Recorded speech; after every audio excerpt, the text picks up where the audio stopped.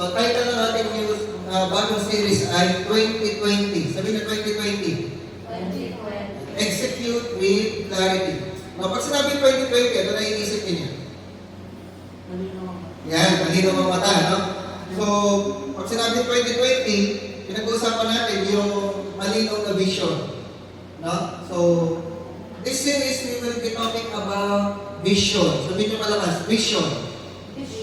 No? So, kailangan maintindihan natin, ano ba yung vision, ano yung makikita natin, ano yung pinapakita sa atin ni Lord. So, yun ang pag-uusapan natin. And pag malinaw yung nakikita natin, ano? Pag malinaw yung nakikita mo, ano kayo katabi mo, malinaw ba yung nakikita mo? Diba? Pag malinaw yung nakikita mo, maayos yung ginagawa mo. Tama? Anong resulta pagka malabo yung iyong mata? No, nahihirapan ka kumilos, nahihirapan ka gumawa, hindi mo nakikita yung kung may sinusulat ka, hindi mo makita, kung may binabasa ka, hindi mo makita, hindi mo maintindihan. Ganun yung resulta pagka malabo yung vision. No? Tara mo katabi mo, malinaw ba yung vision sa iyo? No?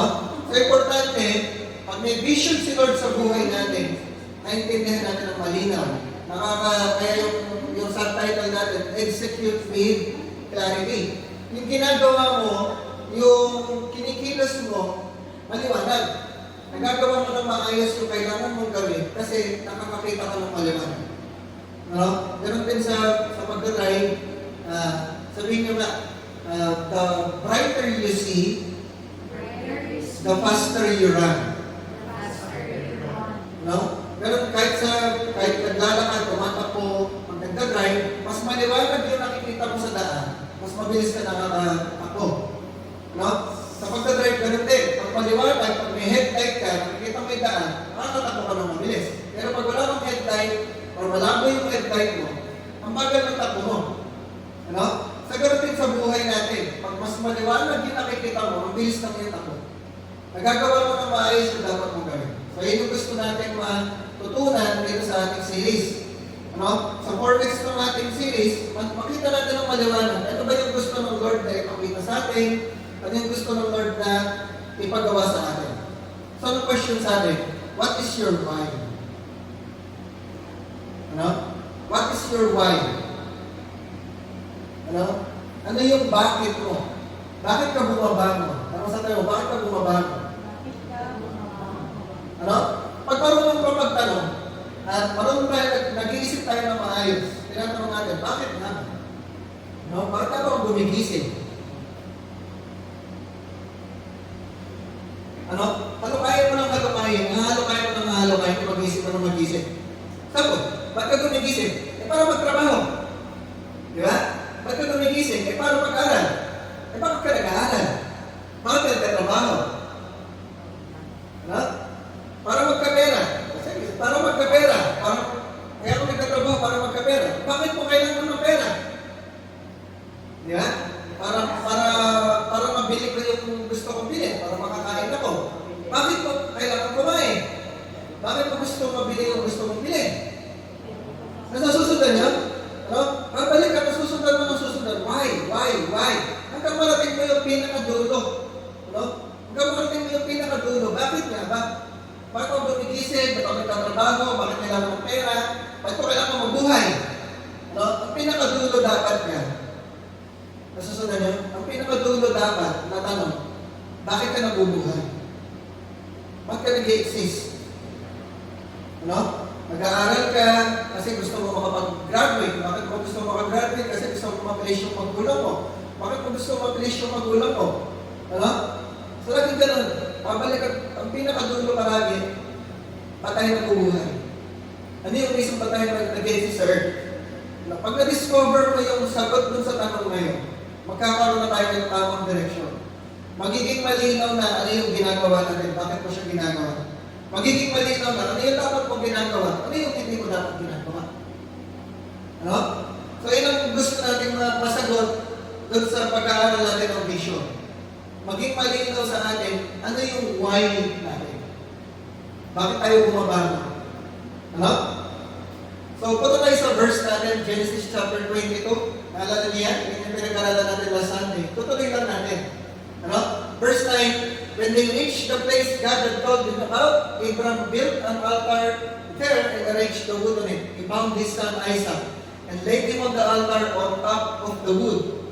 Then he reached out his hand and took the knife to slay his son. Alam niyo, diba? So, papatayin ni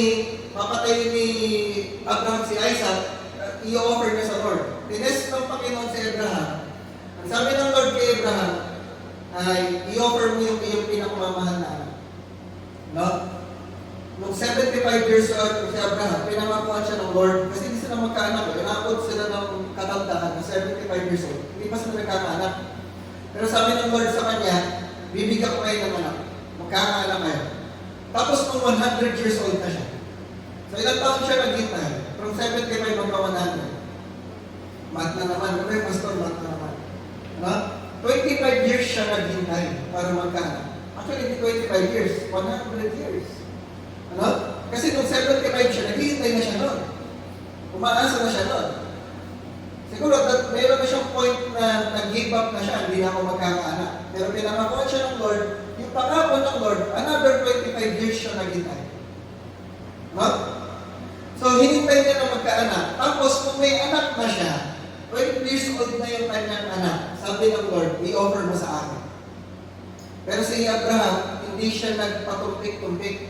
Hindi siya nakipag-negotiate sa Lord na, Lord, pwede ba next week na? Lord, pwede ba next year na? Lord, pwede ba next month ko na lang i-offer? Kinabukasan, kung sinabihan siya ng Lord, kinabukasan, gumising siya ng maaga, punta na siya doon sa lugar. I-offer na niya sa Isaac. Ganun klase yung obedience niya sa Lord. Ganun katindi yung pagtitiwala niya sa Lord. No? Na pag may sinabi si Lord, sunod siya. Pag may pinagawa si Lord, sunod siya agad. Pagka may inutos sa kanya si Lord, yes Lord, susunod ako, magtitiwala ako sa iyo, kung ano may paggawa mo, kahit doesn't make sense, kahit ang tagal kong hinintay na magkaanak, doesn't make sense na mamamatay uli yung anak niya, mawawala siya ng uli ng anak. Sabi sa Hebrews, naniniwala siya, kung mamatay man yung anak niya, i-resurrect ng Lord.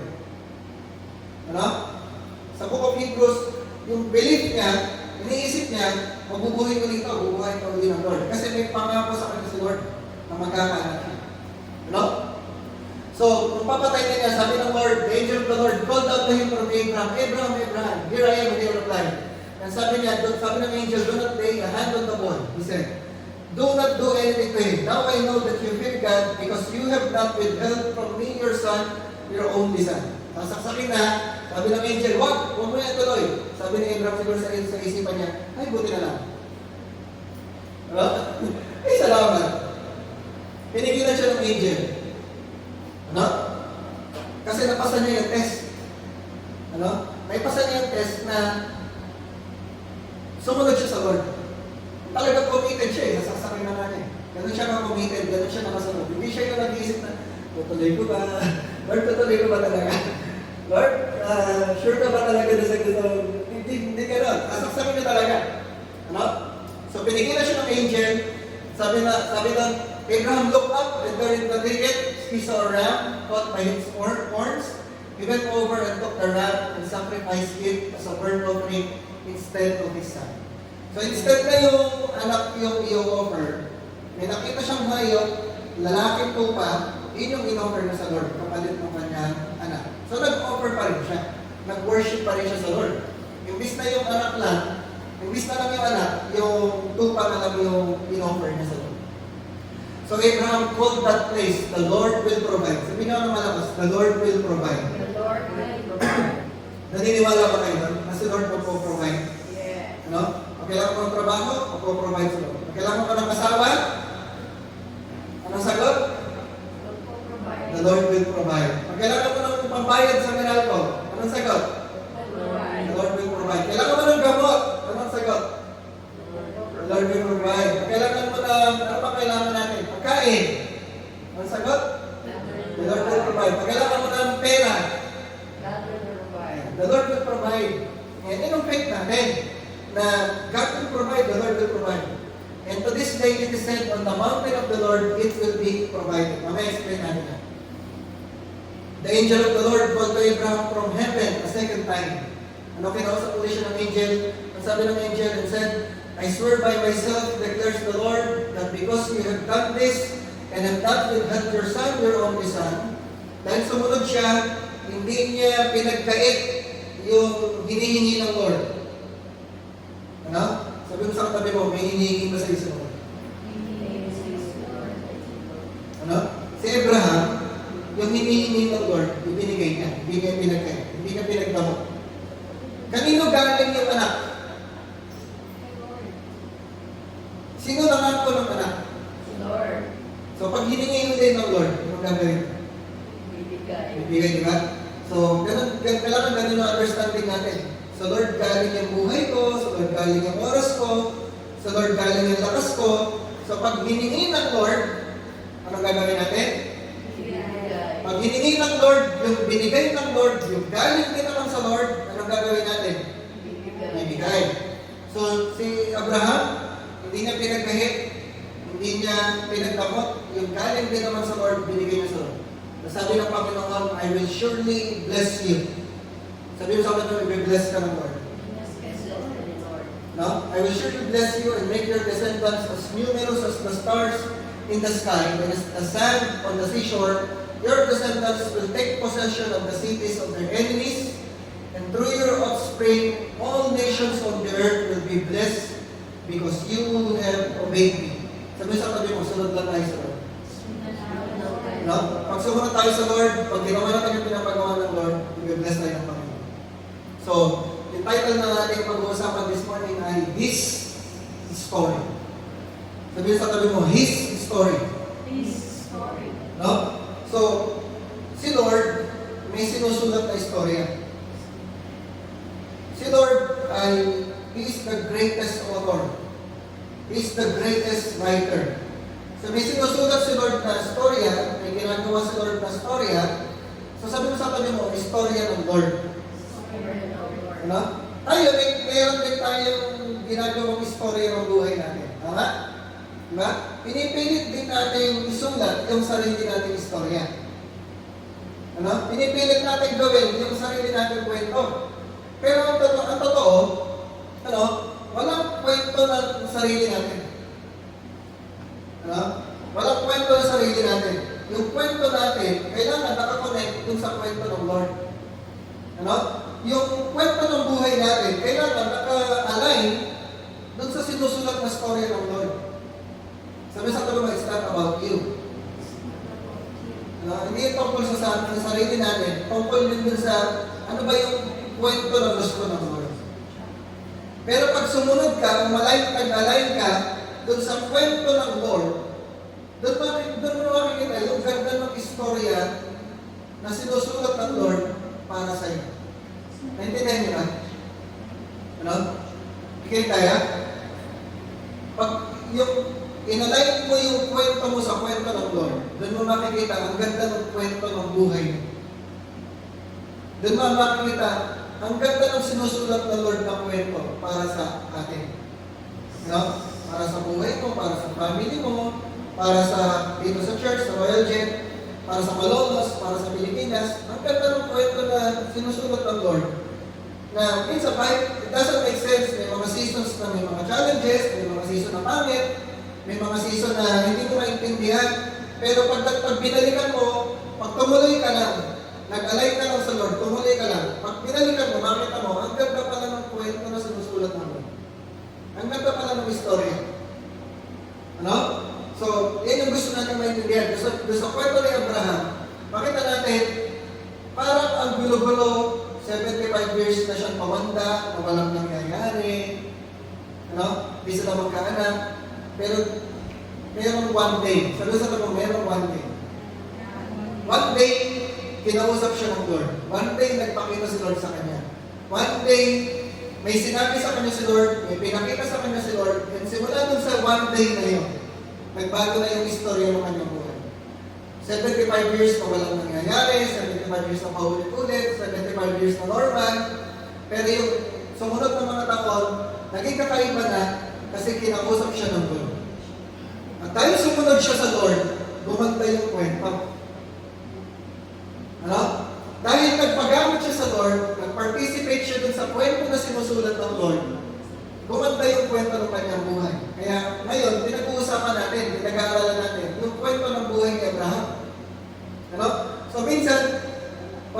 umalayo tayo dun sa, dumating sa atin yung one day, na kinausap tayo ng Lord, binigyan tayo ng vision ng Lord, magbabago yung kwento ng buhay natin, at darating yung panahon, ibang tao, pag-uusapan yung buhay. Ang ganda pala ng kwento ni Charles, ang ganda pala ng kwento ni Vera, ang ganda pala ng kwento ni Migs, ni Moses, ang ganda pala ng kwento ni Tess. Pinag-uusapan ng mga tao kasi sumunod tayo doon sa pinapagawa. Nag-align tayo doon sa storya na sinusulat ng Lord para sa atin. No ka natin?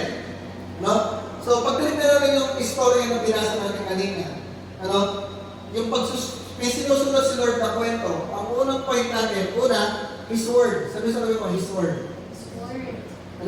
Paano ka makaka-align dun sa istorya na sinusulat ni God sa buhay natin? Unang kailangan natin matandaan, mayroong word na sinasabi si God. Sabi mo, word. Verse 9, sabi sa Genesis chapter 22, verse 9, when they reached the place God had told him about, Abraham built an altar there and arranged the wood on it. He bound his son Isaac and laid him on the altar on top of the wood. Bakit niya ginagawa yun? Sabi ko, bakit? Bakit ginagawa ni Abraham na in-offer niya yung kanyang anak? Ba't siya pumunta doon sa lugar na yun? Ba't siya gumawa ng altar? Ba't siya nagdala ng tao? Bakit? Kasi may sinabi si Lord. God told him. Sabi sa totoo, my word. My word. Kaya nagbago yung istorya niya, kaya siya may ginagawa, kaya nagkaroon ng change dun sa story niya, kasi may sinabi si Lord. Kaya siya naka-align. Sabi sa tabi mo, align. Kaya siya naka-align dun sa istorya ang sinusulat ng Lord, kasi may sinabi sa kanya si Lord. May narinig siya sa Lord, at sumusunod siya dun sa sinabi ng Lord. Nasunod niya? So si Lord, may word sa buhay mo. Si Lord, may word sa situation mo. Sabi sa tabi mo, may word. My word. Si Lord, may sinasabi si Lord. May sinasabi si Lord sa iyong buhay, may sinasabi si Lord sa situation mo, may sinasabi si Lord dun sa ginagawa natin. So, makinig lang tayo. Sabi mo, makinig lang tayo. Hindi naman tayo. So, kailangan natin matutunan na makinig sa Lord. Marinig natin ang sinasabi ng Lord sa buhay natin. Marinig natin ang sinasabi ng Lord sa situation natin. Laging may word. Laging may sinasabi si Lord. Ang tanong lang, nakikinig ba tayo? Di ba, alam niyo yung radyo? Kasi lagi tayong cellphone, Di ba yung Facebook? Lagi nandiyan yung Facebook. Nakapatay yung cellphone mo or nakabukas. May Facebook. May nagpo-post yun. May lumalabas doon sa timeline. Whether naka-online ka or hindi. Tama mali? So, laging may lumalabas doon sa timeline, laging may nagpo-post. Hindi mo nakikita yung post kasi naka-offline ka. Kasi nakapatay yung Facebook mo kasi naka-off yung wifi mo. Pero once na binuksan mo yung wifi mo, ano mangyayari? Makikita mo yung post? Pero di ba? Ang question lang, laging may post, laging may nagpo-post, laging may timeline, laging may nagko-comment, hindi mo lang nakikita kasi nakapatay yung wifi, kasi naka-offline ka. Pero once mag-online ka, makikita mo yung post. Ganon din sa Lord. Kaya kung hindi narinig yung sinasabi ng Lord, kasi naka-offline. Pero once mag-online ka, makikita mo yung sinasabi ng Lord, marinig yung sinasabi ng Lord. So, kailangan lagi kang online. Sabi ko, lagi kang online. Kaya tayo nag-spend ng time sa Lord, kaya tayo nagbabasa ng Bible, kaya tayo pumunta sa church every Sunday, nag-online tayo. Para narinig natin yung sinasabi ng Lord. Kasi, laging may word. Laging may sinasabi si Lord sa atin. Lagi tayong gusto kausapin ng Lord. Ang question lang, online ka ba o offline ka ba? Pag wala ka sa church, offline ka, hindi mo maririnig yung sinasabi ng Lord. Pag hindi mo pinanood yung post sa YouTube, yung recording sa YouTube, hindi mo maririnig yung sinasabi ng Lord. Pag hindi ka nag-spend ng time sa Lord sa umaga, hindi mo binuklat yung Bible mo, hindi mo inopen yung Bible app mo, hindi mo maririnig si Lord. Kasi offline ka. Nasundan niyo? Pero pag nag-online ka, doon mo maririnig si Lord. Doon ka kakausapin ng Lord. Tapos hindi lang yung online sa physical, kundi yung heart mo, yung isipan mo, ino-open mo sa Lord, sinasabi mo sa Lord, kausapin mo. Gusto ko parang ma-receive yung word mo sa akin for today. Gusto ko masanggap yung word mo sa akin for today, for this week, for this month, for this year. Ano yung word mo? Ano yung pinapagawa mo sa akin? So si Abraham, kaya siya nakasunod, kaya niya nagawa yung ginagawa niya, kaya nabago yung istorya ng buhay niya, kaya siya naka-align dun sa istorya na sinusulat ng Lord, kasi narinig niya yung sinabi ng Lord, tapos sumunod siya dun sa sinabi ng Lord. Sabi sa tabi mo, laging may word. Laging may word. Kaya tayo nandito, kaya tayo nagkita-kita, kaya tayo connected, kasi may word si Lord. No? Kaya tayo nagkikita every week. Kaya ako pumupunta sa church every Sunday, kasi ang isipin natin, may word si Lord, may sasabihin si Lord. May papagawa sa akin si Lord. Ano? Kaya tayo nagsasama-sama kasi yun ang sinabi ng Lord. Kaya tayo nagbabasa ng Bible kasi yun ang sinabi ng Lord. Yung loyalty natin, hindi sa tao, hindi sa pastor, hindi sa leader. Ang loyalty natin sa sinabi ng Lord. Kaya ka pumunta dito kasi yun ang sinabi ng Lord. Kaya ka nandito sa church kasi yun ang sinabi ng Lord. Kaya mo ginagawa yung ginagawa mo kasi yun ang sinabi ng Lord. Ano? Kailangan malinaw sa atin yun. Hindi dahil kay Pastor Alvin, hindi dahil kay Tita May, hindi dahil kay Biggs, ano? Hindi dahil kay Vera, hindi dahil kay Charles, hindi dahil kay Carl. Kaya tayo nandito kasi yun ang sinabi ng Lord. Kaya ako nagsaserve sa Lord kasi yun ang sinabi ng Lord. Kaya ako nagpapastor kasi yun ang sinabi ng Lord. Sa kanya? Kaya ako magsaserve sa Lord kasi yun ang sinabi ng Lord. Kaya ako gagawin yung ginagawa mo, hindi dahil sa utang ng loob, hindi dahil sa pera, kundi yun ang sinabi ng Lord. No? So, kailangan maliwanag sa atin yun. Kaya tayo nabubuhay ang buhay natin kasi sinabi ng Lord. Kasi may pinagawa sa Lord. Kasi may sinabi sa Lord. Ano? Yun. Diba? So, act on His Word. Sabi sa tabi mo, act on His Word. Ano? Gusto natin maka-align dun sa storya sinusulat ng Lord. Gusto natin maka-participate dun sa storya na sinusulat ng Panginoon sa buhay natin. May storya na sinusulat sa Lord para sa Malolos, para sa Pilipinas.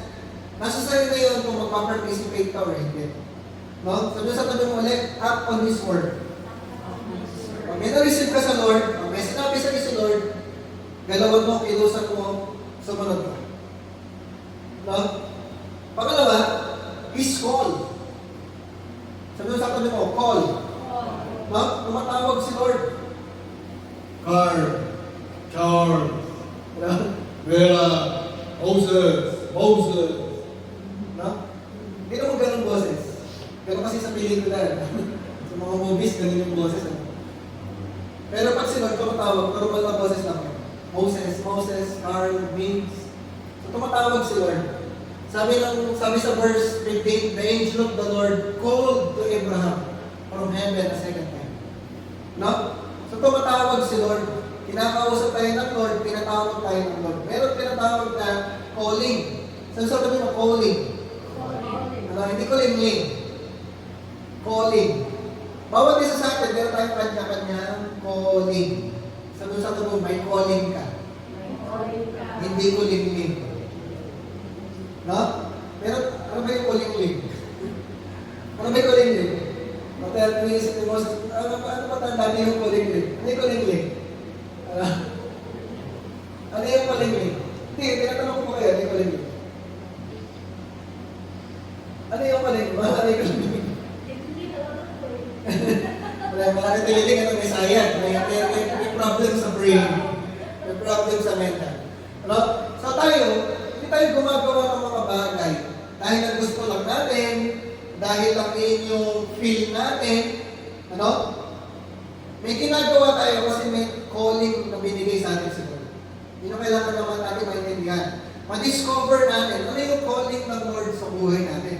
Ano yung pinapagawa ng Lord sa atin? Ano?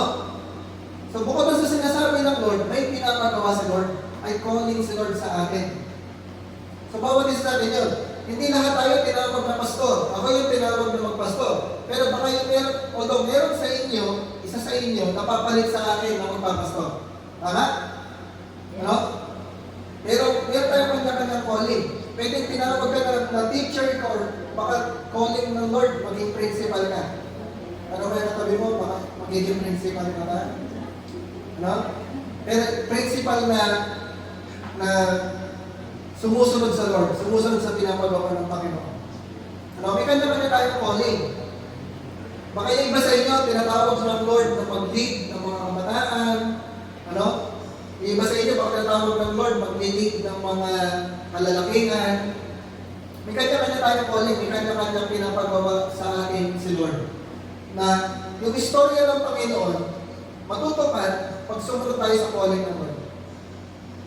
Yung calling ko, magpastor, mag-lead ng church, mag-lead ng mga tao para makakilala kay Jesus, para malakaran yung purpose ng Lord sa kanilang buhay. Pero may work ako. Programmer ako. Yung work ko sa Simport, sideline ko lang yun. Although 5 days a week ako nagtatrabaho, 8 hours a week, no? Pero sideline ko lang yun. Pwedeng may iba yun. Ano? Pwedeng next year, magtitinda na lang ako ng taho. O kaya fishball. Kaya? Gusto na niya? Kasi sideline ko lang yun. Yung trabaho ko, pang-support lang yun dun sa calling ko na magpastor. Hindi yung trabaho, yung main job ko. Tapos yung magpastor, susupport lang doon. Baligtad. Ang main job ko, magpastor, mag-lead ng church, mag-lead ng mga tao, mag-shepherd sa mga tao. Yun yung main job ko. Kaya ako may trabaho, pang-support ko doon sa aking main job. Nasundan niya? No? So, kailangan maliwanag sa atin, ano ba yung calling mo? Ano yung main job mo? Ano yung primary na pinapagawa sa iyo ng Lord? Tapos, everything else, susupport lang doon. Mayroon ako wife, ano? Alam niyo naman yun, isa lang yung wife ko. Meron tayo mga anak, mayroon akong family. Yung family ko, even yung si Tita May, alam niya, maliwanag sa kanya, yung ginagawa niya, susuportahan doon sa pinapagawa sa amin ng Lord. Sina niya? No? So, siya, sinabihan siya ng Lord. Mag-resign sa trabaho. Mag-resign sa deathbed. Tagal bago siya nakasunod. No? Pero, sumunod din siya. Yung sa sinabi sa kanya ng Lord. Importante sumunod kahit na-delay. Importante sumunod pa rin tayo. No? So, lahat ng ginagawa natin, para supportahan, para gawin, yung pinapagawa sa atin ng Lord, yung calling ng Lord. Sabi mo, calling. Kaya tayo na-save, kaya binayaran ni Jesus Christ yung kasalanan natin, kaya siya namatay sa cross. Hindi lang para pumunta tayo sa langit. Ano? Pagka gusto ng Lord, pumunta tayo sa langit. Gusto ng Lord, makasama natin siya for eternity. Gusto yun ng Lord. Pero, hindi lang iyon. Kasi kung yun lang, once na tanggapin mo si Jesus, once na surrender mo yung life mo kay Jesus, punta tayo sa langit. Ako niya? Pero hindi lang iyon yung reason kung ba't namatay si Jesus sa cross. Kaya siya namatay sa cross para mailagay tayo, para maibalik tayo sa calling ng Lord. No? Kaya hindi ka pa dinadala ng Lord sa langit kasi may pinapagawa pa sa iyo si Lord. Hindi mo pa nagagawa yung pinapagawa ng Lord. Or hindi pa tapos yung pinapagawa sa iyo ng Lord. Sa akin, hindi pa tapos. Pag tapos na yung pinapagawa sa akin ng Lord, alam ko, kukunin ako ng Lord. O uuwi na ako. Si Charlie Kirk, pangit man yung pagkamatay niya, pero tapos na yung pinapagawa sa akin ng Lord. Kaya pinauwi na siya. Nauna na siya sa akin. Ano? So, ganun din sa bawat sa atin. Either dalawa lang yan. Tapos na yung pinapagawa sa iyo ng Lord, kaya kukunin ka na ng Lord. Or pangalawa, ayaw kong gawin, kukunin na lang kita kasi ayaw kong gawin. Ano? So, hindi na kailangan natin maintindihan. Bawat isa sa atin, may calling si Lord. May pinapagawa si Lord sa atin. Ano? So, anong gagawin natin? Pag may pinapagawa sa iyo si Lord, sabi mo, obey His call. Ano? Pag may pinapagawa sa iyo si Lord, sunod lang tayo. Sabi mo sa tayo, sunod lang tayo. tinatawag ka ng Lord, sunod lang tayo. No? Maraming mga attenders sa church, maraming mga hindi committed sa Lord, kasi hindi nila naintindihan. Hindi maliwanag sa kanila ano yung calling ng Lord. Hindi maliwanag sa kanila yung sinasabi ng Lord. Hindi na nakukuha, laging offline. Hindi na nasasagap yung sinasabi ng Lord.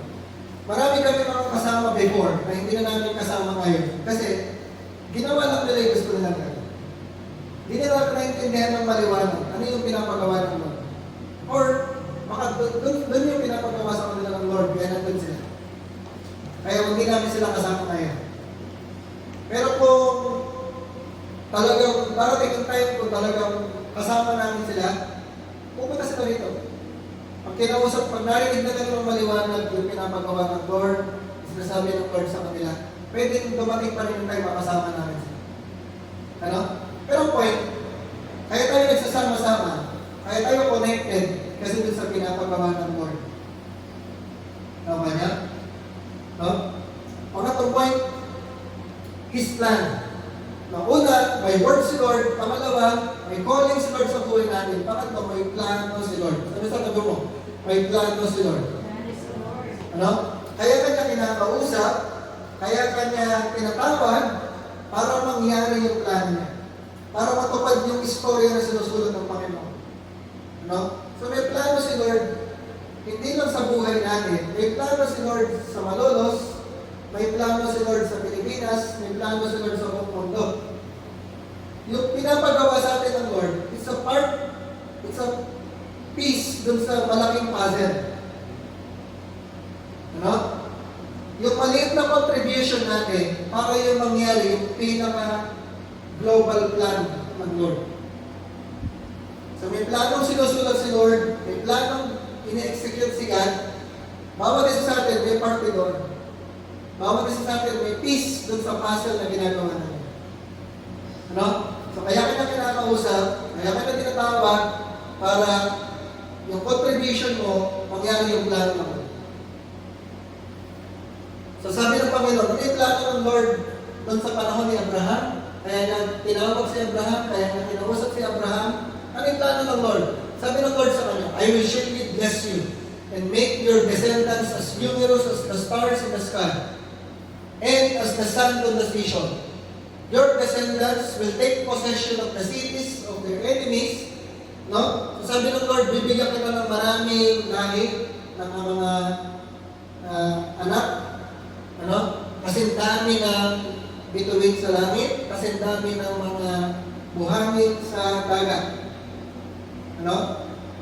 Tapos sasabi na, and through your offspring, all nations on earth will be blessed because you have obeyed me. So anong plano ng Lord? Ang plano ng Lord, lahat ng mga bansa, lahat ng mga tao, mabless doon sa lahi ni Abraham. So na niya? So, yung kwento, hindi lang tungkol kay Abraham. Yung kwento, yung istorya, hindi lang tungkol kay Abraham. May plano si Lord na through Abraham, through dun sa pamamagitan ng istorya ni Abraham, sa pamamagitan ng pagsunod ni Abraham, ang resulta nun, all nations, sabi sa kanya, all nations. All nations on earth, pati sa Mars. Hindi pala kasama yung Mars. All nations on earth will be blessed. Ano?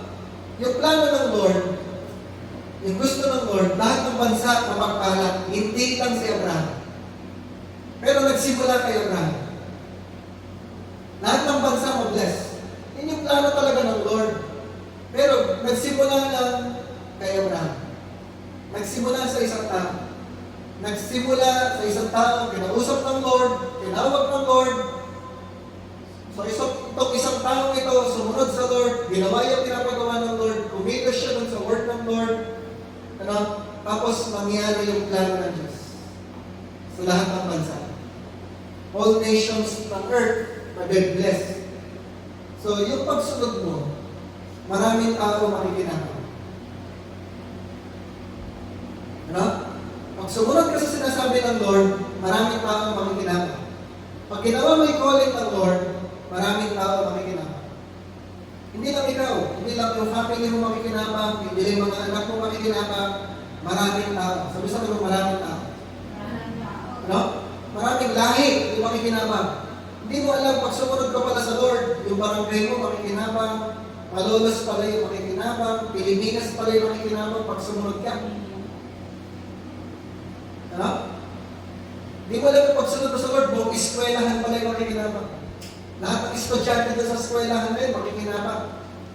Hindi mo alam pag sumunod ka, no, yung barangay mo, makikinabang pala sa Lord. Ganun yung gusto ng Panginoon. Kaya tayo tinatawag ng Lord, kaya tayo kinakausap ng Lord. Kasi may makikinabang. Sabi sa tubo, may makikinabang. Ano? May magbe-benefit sa pagsunod natin sa Lord.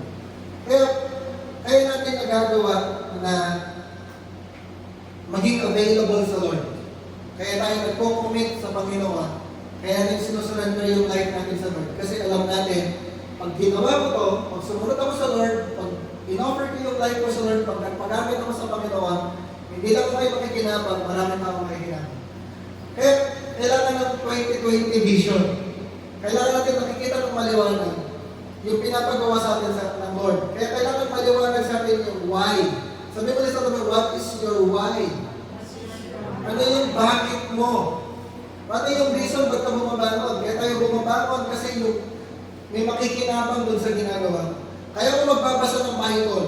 Kaya ako magpe-pray every morning. Magbabasa ko ng Bible every morning. Kaya ako a-attend ng church every Sunday. Kaya ako makikinig lagi sa preaching. Kaya ako mag-worship sa Lord. Kaya ako magpapapray. Kasi yung gagawin ko, may makikinabang na iba. May mga tao, magbabago ang buhay. May mga tao, madi-discover nila yung purpose nila. May mga tao magkakaroon ng tamang relationship kay Jesus. May mga tao pupunta sa langit pag sumunod ako, pag nagpagamit ako sa Lord, pag ginawa ko yung calling ko. Susunod niya? Kasi hindi makikinabang. So may plano si Lord sa buhay natin, may plano si Lord sa Malolos, may plano si Lord sa Pilipinas, at gumagamit si Lord ng mga tao para mangyari yung plano.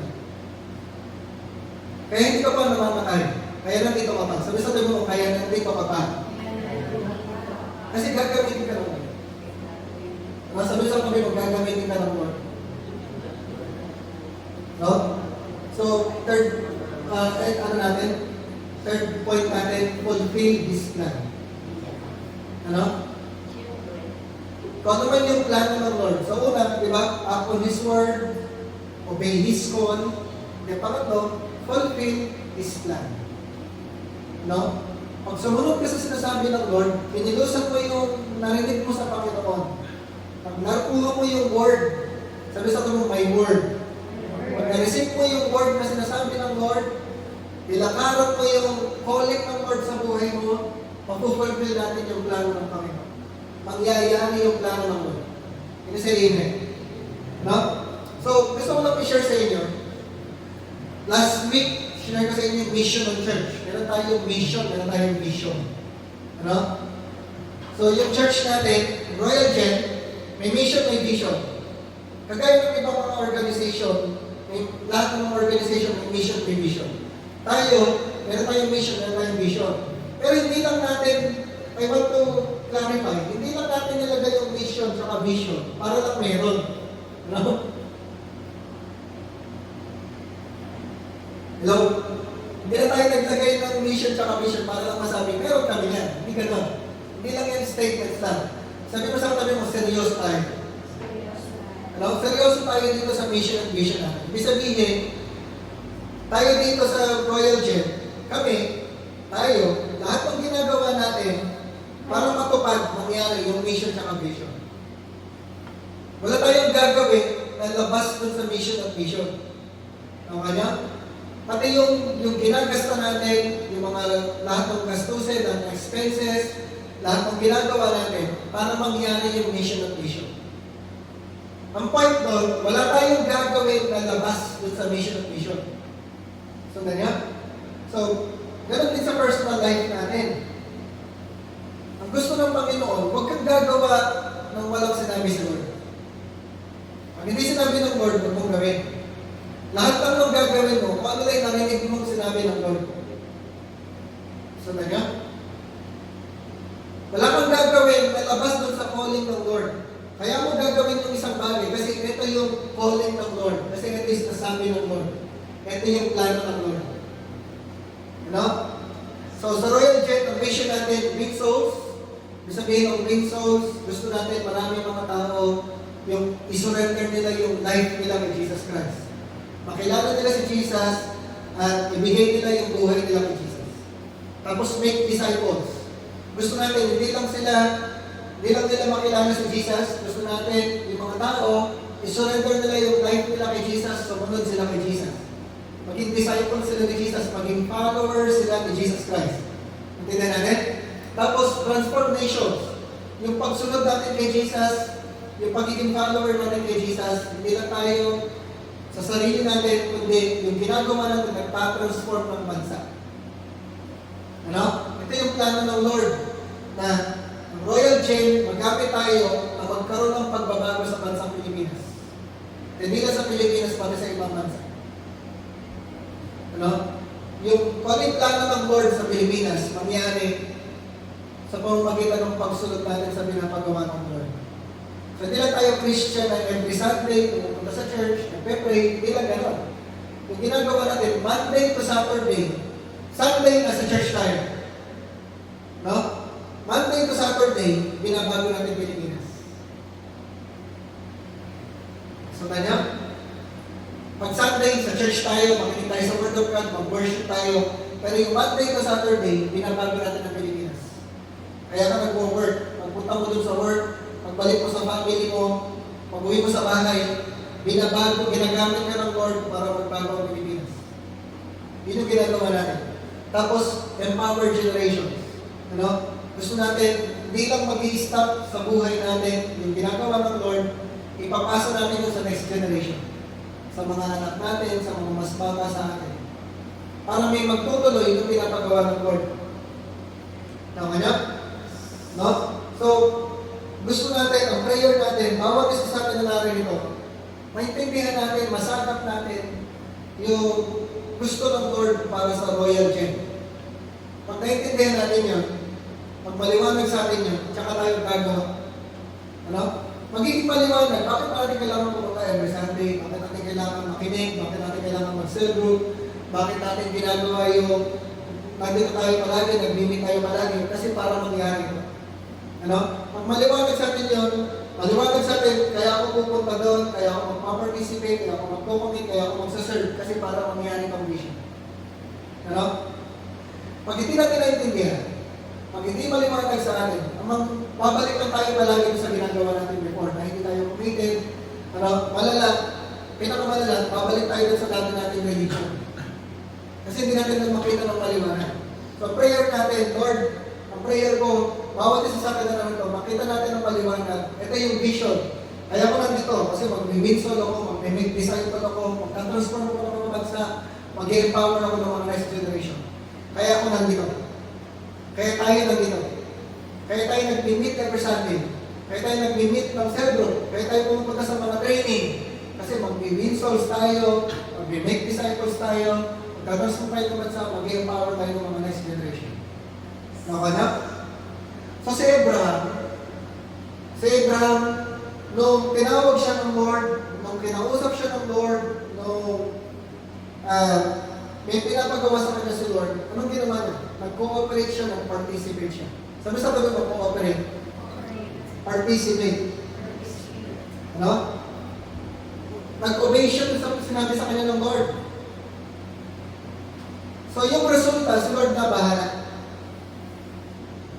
Kung tinignan niyo yung istorya, kung nabasa niyo yung istorya ni Abraham, kung binabasa niyo yung Genesis, yung Bible reading guide natin, Genesis tayo. Kung sinusundan ninyo, makita niyo, napatay si Abraham, ang hindi niya nakita yung resulta ng ginawa niya. Hindi niya nakita yung resulta ng pagsunod niya. Hindi niya nakita yung descendants na kasindami ng stars. Hindi niya nakita yung descendants na kasindami ng sun. Hindi niya nakita yun. Maaaring siguro doon sa age niya, kung susundan natin yung age niya, maaaring nasundan lang niya, nakita niya yung anak ni Jacob na 12. Yun lang yung nakita niya. Anak niya si Isaac, tapos si Isaac nagkaanak si Jacob, tsaka si Esau. Tapos si Jacob nagkaanak ng 12. Baka nakita lang niya yun, 12. Hanggang doon na. Tapos namatay na siya. Ibig sabihin lang, point lang natin, basta sumunod ka lang, yung result si Lord na mahal. Makita mo yung result o hindi, basta sumunod ka. Sabi sa mga, basta sumunod ka. Ano? Yung pakinabang na sinasabi natin, na makikinabang ng ibang tao, makikinabang ng barangay, makikinabang ng Pilipinas, yung pakinabang na yun, pwede mo makita, pwede hindi. Pero ang importante, sumunod ka. Ang point nun, ang sinasabi natin, huwag ka lang sumunod dahil nakikita mo yung resulta. Kahit wala ka nakikita, kahit hindi mo nakikita yung resulta, kahit parang walang nangyayari, sumunod ka pa rin. No? Sunod tayo, kahit yung resulta wala. Sumunod tayo kahit na parang walang nangyayari. Sumunod tayo kahit na parang hindi ka naman nabibiglas. Sumunod ka pa rin. Kagaya yung ginawa ni Abraham. Sumunod pa rin siya. Kahit hindi niya nakikita. Ano? Magpagamit tayo sa Lord. Sabi mo, magpagamit ka sa Lord. Kasi pag hindi tayo nagpagamit, gagamit siya ng iba. Ano? Wala sa atin yung indispensable. Hindi mo pwedeng sabihin, tayo pwedeng magpalaki sa Lord na, Lord, hindi mangyayari ang plano mo pag wala ako. Hindi totoo yun. Yung gusto ng Lord, mangyayari pa rin yun. Sumunod ka o hindi. Pagpagamit ka o hindi, mangyayari yung gusto ng Lord. Ang ganda lang nun, nakasama ka. Ano? Pag nangyari yung gusto ng Lord, ang ganda lang nun, may participation ako doon. Ano? Pagdating mo sa langit, pag nakita-kita tayo sa langit, ano? Tapos nakikita mo na yung nangyayari sa earth. Hindi kaya? Sundan niya? Imagine niyo yung, pagpunta mo sa, nasa langit ka na, nakikita mo yung nangyayari sa earth. Masasabi mo sa sarili mo, meron akong participation doon. Meron akong ginawa. Kasi pagdating mo sa langit, sabi sa Bible, marinig mo yung sinabi ng Lord, well done, good and faithful servant. Kasi nagawa mo yung pinapagawa ng Lord. Ano? Imbis na yung pupunta ka sa langit, ay, ano po, anak? Anong ginawa mo? Wala. Hindi ka sumunod. Hindi mo ginamit, hindi ka nagpagamit sa akin. Wala, nasayang yung oras, nasayang yung panahon kasi hindi tayo nagpagamit sa akin. So, hindi tayo yun. Sabi sa mo, hindi ikaw yun. Ano? Kasi magpapagamit tayo sa Lord. Susunod tayo sa Lord. Marinig natin yung sinasabi ng Lord. Online tayo. Papagamit tayo sa Lord. Ano? Tutuparin natin yung calling ng Panginoon sa buhay natin. Gagawin natin yung pinapagawa sa atin ng Lord. At mangyayari yung plano ng Lord kasi nagpagamit tayo sa Panginoon. Kasi amen. So sa verse 14, so Abraham called that place, the Lord will provide. And to this day, it is said, on the mountain of the Lord, it will be provided. Now, where God guides, He provides. Where God guides, He provides. So, on this mountain, on the mountain of the Lord, it will be provided. Ibig sabihin yung provision. Ang provision ng Lord, nandun sa lugar kung saan ka pinapapunta ng Lord. Andun lang ang blessing. Ano? Tignan nyo to. Ang blessing, sabihin natin, ang blessing, nandito. Paano mo makuha yung blessing? Kailangan nandun ka. Paano ka mapupunta doon? Pag may sinabi sa Lord, pumunta ka. May pinapagaswa si Lord, gawin mo. Pag wala ka doon, walang blessing. Nasaan na niya? Kilig tayo? Andun na yung blessing eh. Andun sa mountain yung blessing. Kailangan pumunta ka doon sa mountain. Kailangan sumunod ka sa Lord. On the mountain of the Lord, it will be provided. Kaya pag wala ka doon sa mountain, walang provision. Pag wala ka doon sa lugar, walang provision, walang blessing. Ano? Kaya where God guides, He provides. Ang provision, ang blessing ng Lord, nandun sa lugar kung saan ka pinapapunta ng Lord. So, point lang, sumunod ka, gawin mo yung pinapagawa ng Lord, tsaka mo ma-experience yung blessings ng Lord. Ano? So, napag-aralan natin last Sunday na itong lugar na to, Mount Moriah. Mount Moriah is the same place na tinayo yung Solomon's Temple, the same place, nandun yung Calvary, nandun yung Golgotha.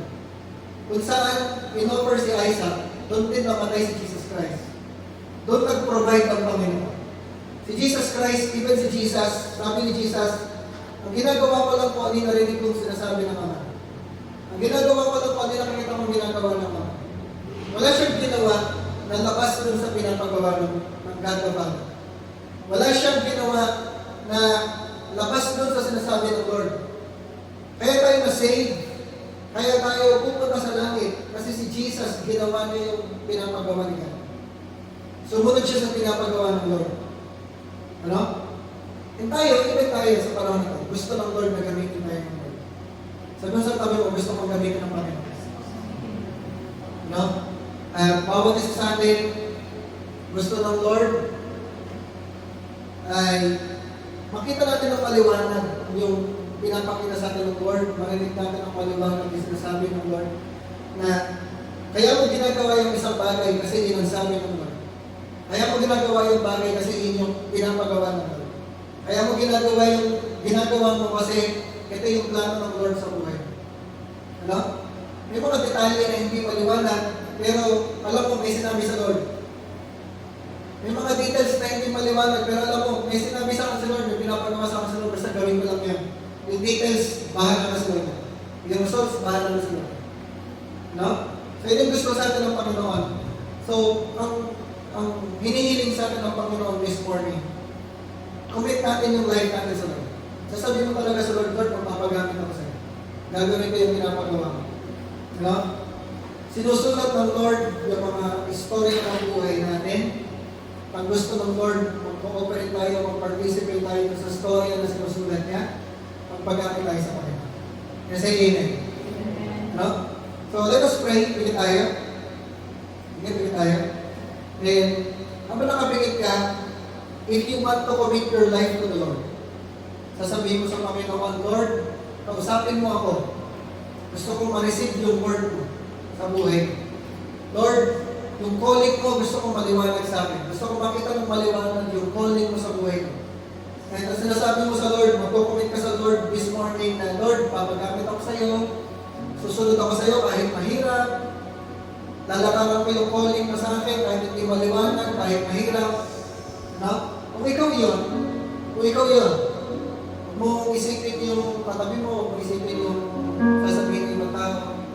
Pero sa sarili mo lang, gusto mo mag-commit sa Lord, gusto mo magpagamit sa Lord, gusto mo sumunod sa Lord. If you're that person, can you stand up?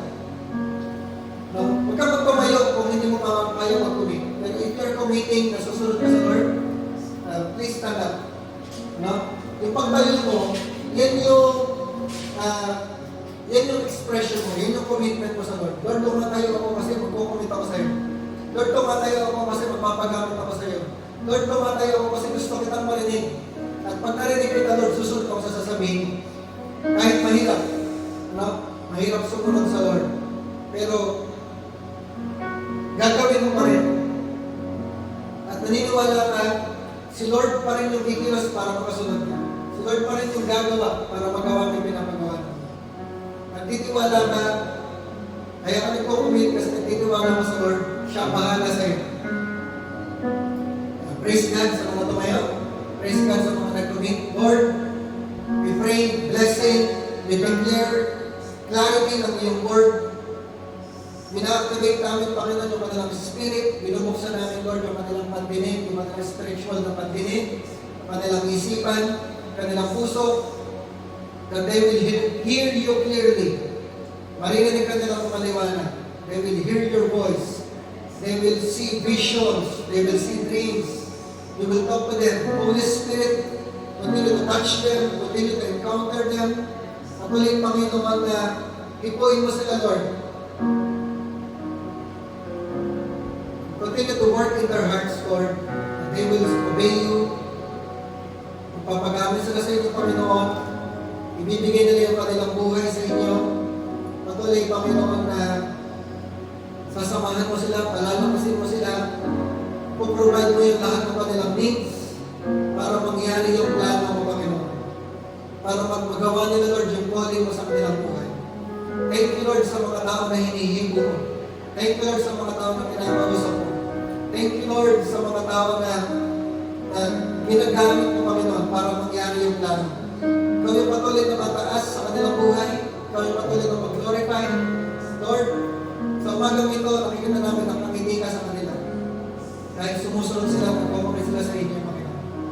Thank you, Lord, sa mga tao na makikinabang sa kanilang pagsunod sa inyo. Continue to bless them. Continue to be with them. Continue to fill them, Lord, with your joy, with your peace, with your love. Fill them with your holiness. Even, Lord, bless their families right now. Thank you, Lord, sa favor mo sa buhay namin. Thank you, Lord, sa favor mo sa Royal Gen. Thank you, Panginoon. Patuloy namin binabalik sa inyo lahat ng glory and honor. Continue to advance your kingdom in this place, in our lives, in our families. We love you and we honor you. We pray this in the name of the Lord Jesus Christ. Everybody say, Amen.